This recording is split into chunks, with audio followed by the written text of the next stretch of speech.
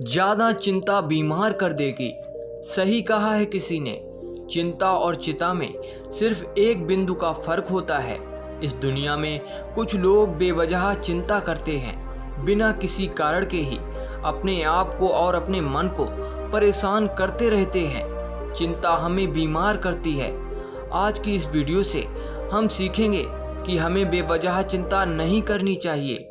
एक गांव में एक किसान था जिसे एक बहुत ही बुरी आदत लग चुकी थी, और वह आदत थी बेवजह चिंता करने की। वो हर समय किसी न किसी चीज की चिंता करता रहता। वो हर समय सोचता रहता कि कहीं मेरे साथ कुछ गलत ना हो जाए, जबकि उसकी जिंदगी में अभी तक सब कुछ ठीक ही चल रहा था। उसके पास एक बड़ा सा खेत था जिसमें अच्छी खासी फसल हो जाती थी। खेती करने के 2 बैलगाड़ियां थीं और एक अच्छा घर था। एक पत्नी और 2 प्यारे बच्चे थे, लेकिन फिर भी वह किसी न किसी अनहोनी के बारे में सोचकर बेवजह चिंता करता रहता। कभी सोचता कि अगर मेरी फसल में कीड़े लग गए तो क्या होगा, अगर आवारा पशुओं ने फसल को बर्बाद कर दिया तो क्या होगा, अगर सूखा पड़ गया या ज़्यादा बारिश हो गई तो मेरी फसल खराब हो जाएगी।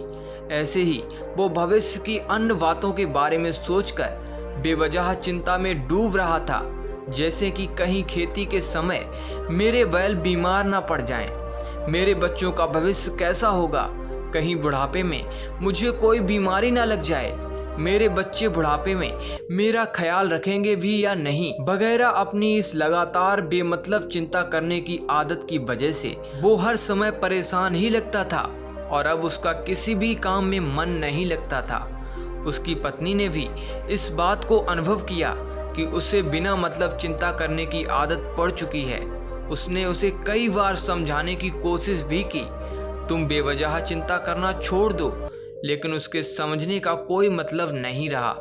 उसे पता चला कि नगर में एक महात्मा आए हैं जिनके पास सारी समस्याओं का हल है। फिर एक दिन बौद्ध भिक्षु के आश्रम में पहुंची। बौद्ध भिक्षु बहुत ही बुद्धिमान और ज्ञानी व्यक्ति थे। किसान और उसकी पत्नी अपनी सारी समस्या बौद्ध भिक्षु के समक्ष रख दी। किसान ने कहा, महात्मा, मैं हर समय किसी न किसी बात की चिंता करता रहता हूँ। मैं ज़्यादातर उन बुरी चीज़ों के बारे में सोचकर चिंतित होता रहता हूँ जो अभी तक मेरे साथ हुई भी नहीं। किसान की समस्या को पूरे ध्यान से सुनने के बाद बौद्ध भिक्षु ने कहा, ठीक है, तुम दोनों कल सुबह आना और फिर मैं तुम्हें तुम्हारी समस्या का समाधान बता दूंगा। अगली सुबह जब किसान और उसकी पत्नी बौद्ध भिक्षु के आश्रम में पहुंचते हैं तो देखते हैं कि बौद्ध भिक्षु बहुत ही चिंतित अवस्था में जमीन पर पलथी मारकर बैठे हुए हैं और उनके सामने एक दूध से भरा गिलास रखा हुआ है। बौद्ध भिक्षु बार बार उस दूध के गिलास की तरफ देख रहे हैं और फिर कभी अपना हाथ अपने सर पर रखते तो कभी जमीन पर। वह बहुत ही चिंतित और बेचैन दिखाई पड़ रहे थे। यह देखकर किसान ने पूछा, महात्मा, आप इतने परेशान क्यों लग रहे हैं? आपके समक्ष दूध रखा है, आप इसे पी क्यों नहीं लेते? महात्मा बोले, मुझे चिंता हो रही है कि कहीं इस दूध को बिल्ली न पी जाए या फिर मैं कहीं जाऊं तो क्या पता दूध कहीं गिर जाए। मैं दूध को पीना तो चाहता हूं, लेकिन मेरा भी मन नहीं है। मैं तो यही सोच रहा हूं कि अगर यह दूध खराब हो गया या कोई गंदी चीज इसमें पड़ गया तो फिर क्या होगा। इतना सुनकर किसान जोर जोर से हंसने लगा। किसान ने हंसते हुए कहा, इसमें इतनी चिंता करने की कौन सी बात है? यह दूध ही तो है। अगर इसे बिल्ली ने गिरा दिया या ये खराब हो गया या फिर किसी ने इसे पी लिया तो क्या हो गया? ये आपको दोबारा मिल जाएगा। और वैसे भी आपका चिंता करना बेकार है कि ना ही अभी इसे बिल्ली ने गिराया और ना ही खराब हुआ और ना ही अभी इसे किसी ने पिया है, और हो सकता है कि भविष्य में ऐसा हो भी ना। किसान के मुंह से यह बात सुनकर बौद्ध भिक्षु मुस्कुराए और बोले, मैं भी तो तुम्हें यही समझाने का प्रयास कर रहा हूँ कि भविष्य की उन घटनाओं की चिंता करना व्यर्थ है जो अभी हमारे साथ हुई ही नहीं, और बहुत बड़ी संभावना है कि वो कभी होगी भी नहीं, और अगर हो भी गई तो जिस चीज को तुम एक बार हासिल कर सकते हो उसे दोबारा भी हासिल कर सकते हो, और अगर नहीं कर पाए तो कोई बात नहीं, क्योंकि समस्याओं के आने के साथ ही उन समस्याओं का सामना करने की हिम्मत भी अपने आप ही आ जाती है। यह बातें सुनने के बाद किसान को लगा जैसे किसी ने उसके गाल पर एक थप्पड़ मारकर उसे नींद से जगा दिया हो। उसे महसूस हुआ कि वो भी तो यही गलती कर रहा है। वो भी तो भविष्य की उन घटनाओं के बारे में सोचकर चिंतित हो रहा है जो अभी तक घटी ही नहीं और शायद कभी घटेंगी भी नहीं। वो फिर बौद्ध भिक्षु के चरणों में गिरा और कहने लगा, इतनी आसानी से मुझे मेरी गलती का एहसास करवाने के लिए आपका बहुत बहुत धन्यवाद, और मैं आज से पूरा प्रयास करूंगा। मैं बेवजह चिंता करना बंद कर दूंगा। जापान में एक लोकप्रिय कहावत है, अगर तुम चल रहे हो तो सिर्फ चलो, अगर तुम खा रहे हो तो सिर्फ खाओ, लेकिन एक समय में सिर्फ एक ही काम करो, चिंता ना करो। इस लोकप्रिय कहावत के अर्थ ने मुझे हैरान कर दिया था, और सच कहूँ तो मुझे ऐसा लगता है कि कहावत के अर्थ में ही वो राज छुपा है जिसे अगर किसी ने अच्छे से समझ लिया और अपने जीवन में उतार लिया तो वो चिंता के बंधन से हमेशा के लिए मुक्त हो जाएगा।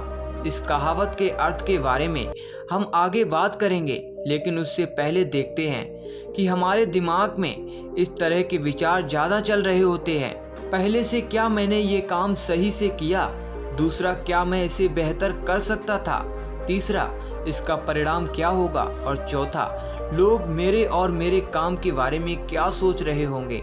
ये ऐसे कुछ विचार हैं जो हमारे दिमाग की सिस्टम में ज़्यादातर समय चलते रहते हैं, लेकिन हमें पता नहीं चलता क्योंकि हमने इन विचारों के साथ जीना सीख लिया है। और हमारा दिमाग काम भी ऐसे ही करता है कि अगर हमने इसे किसी काम को कई बार करवा लिया तो फिर यह उसे अपनी आदत बना लेता है और फिर हमारे चाहे बिना भी उस काम को करने का प्रयास करता है।